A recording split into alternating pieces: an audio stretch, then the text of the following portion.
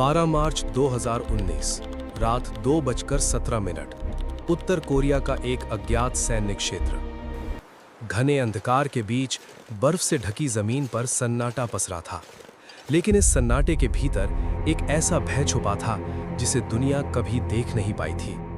ये वही जगह थी जहां से किम जोंग उन के शासन का असली चेहरा शुरू होता था। ऊंची दीवारों और कांटेदार तारों से घिरे इस क्षेत्र के भीतर इंसानियत की हर परिभाषा दम तोड़ चुकी थी।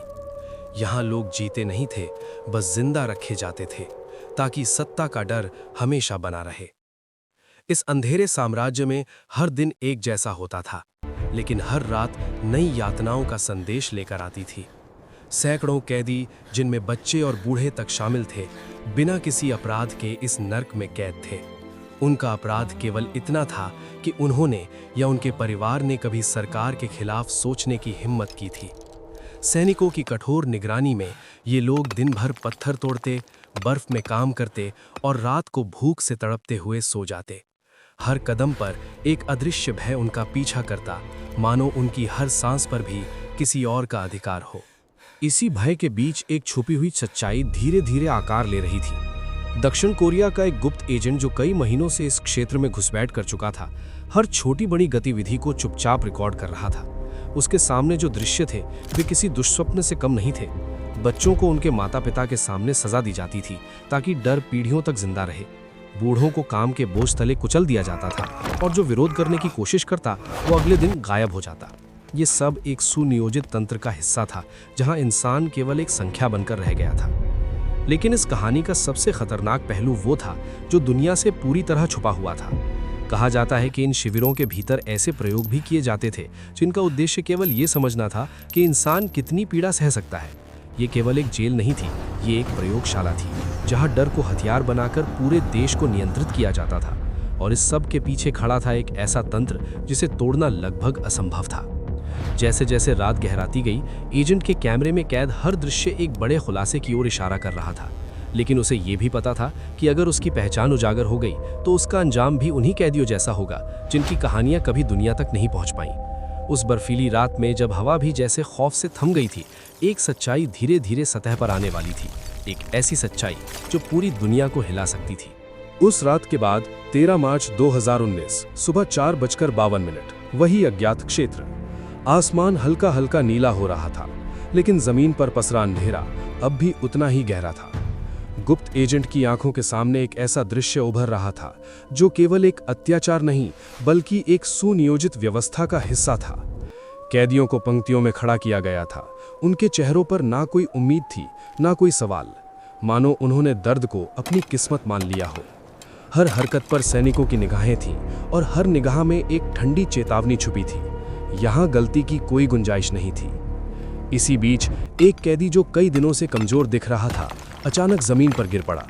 उसकी सांसें तेज हो रही थीं, शरीर कांप रहा था, लेकिन किसी ने उसकी मदद करने की कोशिश नहीं की।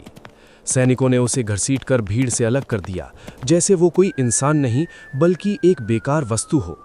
कुछ ही पलों में वो वहां से गायब हो गया और बाकी कैदी फिर से अपने काम में लग गए, बिना किसी प्रतिक्रिया के। ये केवल डर नहीं था, ये डर की पराकाष्ठा थी, जहां इंसान अपने सामने हो रही मौत को भी सामान्य मान लेता है। गुप्त एजेंट के लिए ये सब देखना आसान नहीं था, लेकिन उसका मिशन उसे हर भावना से ऊपर रहने के लिए मजबूर कर रहा था। वो जानता था कि ये केवल शुरुआत है। उसके पास जो जानकारी थी वो इस बात की ओर इशारा कर रही थी कि इन शिविरों के भीतर कुछ और भी चल रहा है, कुछ ऐसा जो केवल कैद या सजा से कहीं ज्यादा खतरनाक था। धीरे धीरे उसे यह एहसास होने लगा कि ये पूरा तंत्र केवल लोगों को दबाने के लिए नहीं बल्कि उन्हें पूरी तरह तोड़ने के लिए बनाया गया है। इसी दौरान एक बंद कमरे के भीतर की गतिविधियों ने उसका ध्यान खींचा। ये जगह बाकी शिविर से अलग थी। यहाँ सुरक्षा और भी कड़ी थी और हर आने जाने वाले पर विशेष निगरानी रखी जाती थी। अंदर जो हो रहा था वो किसी भी सामान्य जेल का हिस्सा नहीं हो सकता था। कैदियों को अलग अलग कमरों में ले जाया जाता और फिर घंटों तक कोई आवाज बाहर नहीं आती। जब वे वापस लौटते तो उनके चेहरे पर एक अजीब सा खालीपन होता, जैसे उनकी आत्मा का एक हिस्सा हमेशा के लिए खो गया हो। इस पूरे रहस्य के पीछे एक ही नाम बार बार सामने आ रहा था, किम जोंग उन। उसका शासन केवल नियमों और कानूनों से नहीं बल्कि डर और नियंत्रण के ऐसे जाल से चलता था जिसे समझ पाना भी मुश्किल था। ये केवल सत्ता नहीं थी, ये एक ऐसा मनोवैज्ञानिक युद्ध था जहां हर नागरिक को ये यकीन दिलाया जाता था कि वो कभी भी सुरक्षित नहीं है। जैसे जैसे एजेंट इस सच्चाई के करीब पहुंच रहा था, खतरा भी उतना ही बढ़ता जा रहा था। हर कदम पर उसे ये महसूस होने लगा कि कोई उसकी गतिविधियों पर नज़र रख रहा है। कैमरे के पीछे छुपा वो व्यक्ति अब खुद एक शिकार बनता जा रहा था। और उसी पल जब उसे लगा कि वो इस अंधेरे के सबसे गहरे राज तक पहुंचने वाला है, कुछ ऐसा हुआ जिसने पूरी कहानी की दिशा बदल दी। 14 मार्च 2019 रात 1:29, वही प्रतिबंधित क्षेत्र। ठंडी हवाओं के बीच अचानक सायरन की आवाज़ गूंज उठी। ये कोई सामान्य अलार्म नहीं था, बल्कि एक संकेत था कि कुछ असामान्य हो चुका है। पूरे शिविर में हलचल तेज हो गई। सैनिक तेजी से अपनी अपनी जगहों पर दौड़ने लगे। गुप्त एजेंट जो अब तक परछाइयों में छुपकर सब कुछ देख रहा था, अचानक समझ गया कि उसकी मौजूदगी अब सिर्फ एक रहस्य नहीं रही। उसकी हर गतिविधि, हर रिकॉर्डिंग शायद किसी की नज़र में आ चुकी थी। वो तेजी से अंधेरे गलियारों में आगे बढ़ने लगा, लेकिन हर मोड़ पर खतरा उसका इंतजार कर रहा था। दीवारों पर लगे कैमरे अब केवल निगरानी का साधन नहीं थे, बल्कि उसकी तलाश में जुटे शिकारी बन चुके थे। उसी समय एक बंद दरवाजे के पीछे से आती हल्की सी कराह ने उसका ध्यान खींचा। ये वही रहस्यमय हिस्सा था जहां से लौटने वाले कैदियों की आंखों में खालीपन भर जाता था। अंदर जो दृश्य था वो किसी भी इंसानी कल्पना से परे था। कुछ कैदी कुर्सियों से बंधे हुए थे। उनके शरीर पर ऐसे निशान थे जो केवल शारीरिक यातना नहीं, बल्कि मानसिक टूटन की कहानी बयान कर रहे थे। यहाँ डर को केवल दिखाया नहीं जाता था, उसे इंसान के भीतर उतारा जाता था। एजेंट के हाथ में मौजूद कैमरा अब इस सच्चाई को कैद कर रहा था, लेकिन हर सेकंड उसके लिए खतरा बढ़ता जा रहा था। बाहर सैनिकों के कदमों की आवाज़ें और तेज होती जा रही थी। इस पूरे तंत्र के पीछे छुपा मकसद अब साफ होने लगा था। ये केवल सजा देने का स्थान नहीं था, बल्कि एक ऐसा केंद्र था जहां इंसानों को इस हद तक तोड़ा जाता था कि वे खुद अपने अस्तित्व पर सवाल उठाने लगे। और इस भय के साम्राज्य का केंद्र था वही नाम जो पूरे देश पर छाया हुआ था, किम जोंग उन।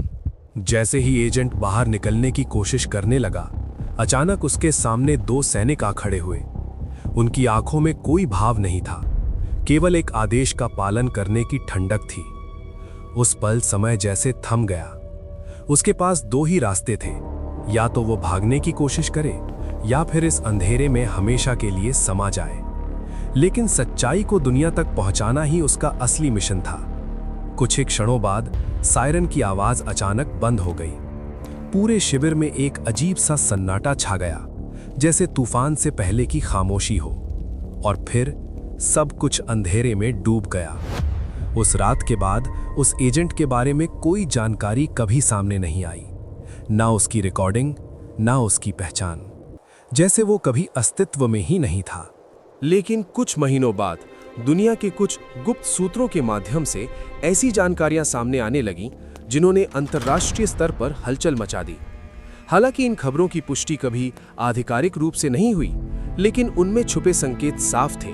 उत्तर कोरिया के भीतर एक ऐसा तंत्र चल रहा था जो केवल अपने नागरिकों को नहीं, बल्कि सच्चाई को भी कैद करके रखता है। और आज भी जब दुनिया आगे बढ़ रही है, उस बर्फीले देश के अंदर कहीं ना कहीं वही अंधेरा जिंदा है, जहां हर आवाज दबा दी जाती है और हर सच हमेशा के लिए गुम हो जाता है।